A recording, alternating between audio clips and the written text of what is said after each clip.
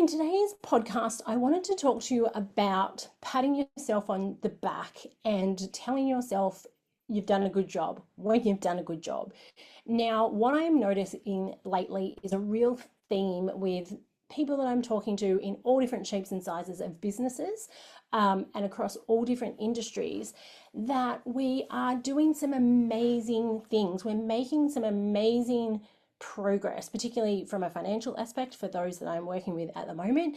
But we're forgetting to take the time to pat ourselves on the back and go, actually, I've done a good job. Because what we're looking at, instead of looking at how far we've come and those amazing steps that we've made, we're looking at how far we've still got to go, and we're forgetting about all the things and all the progress we have made.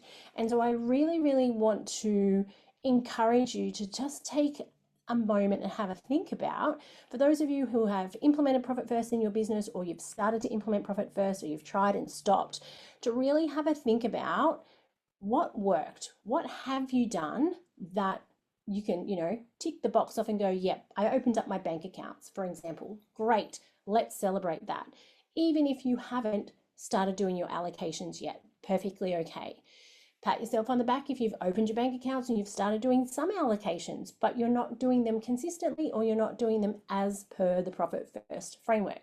Again, please take the time to pat yourself on the back and encourage yourself to take the next step. Because what I'm seeing at the moment, people are so frustrated with not having everything done all at once in a really, really short space of time, that they're missing the opportunity to keep on working towards it and making the leaps and the gains that you will if you are just consistent.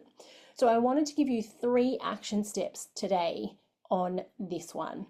Firstly, take 5 minutes, have a think about your last week, your last couple of weeks, your last month, however far back you'd like to go, and think about the things that you've done well that have had really great outcomes in your business. Now, it may be regarding Profit First, it may be regarding something else in your business.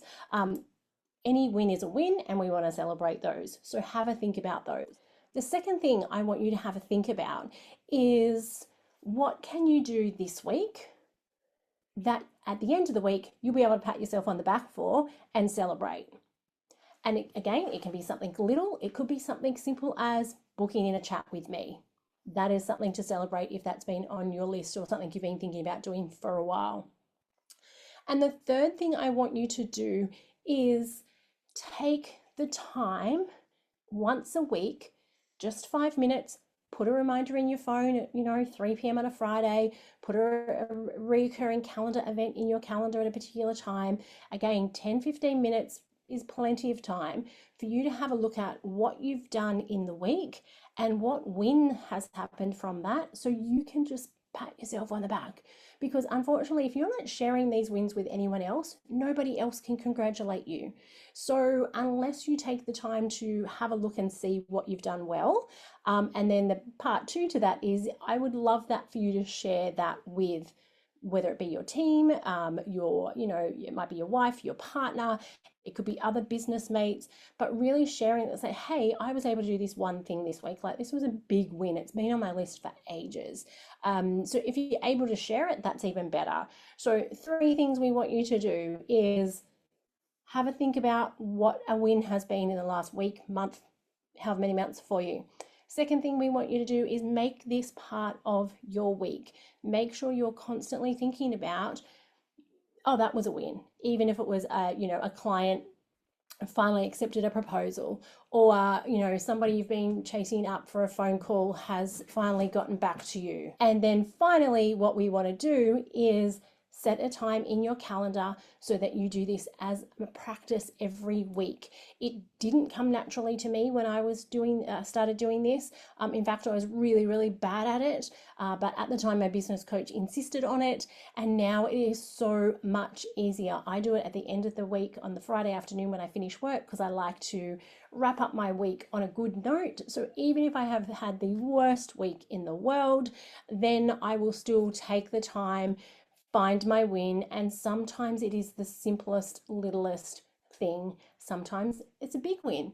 They are all to be celebrated just as much.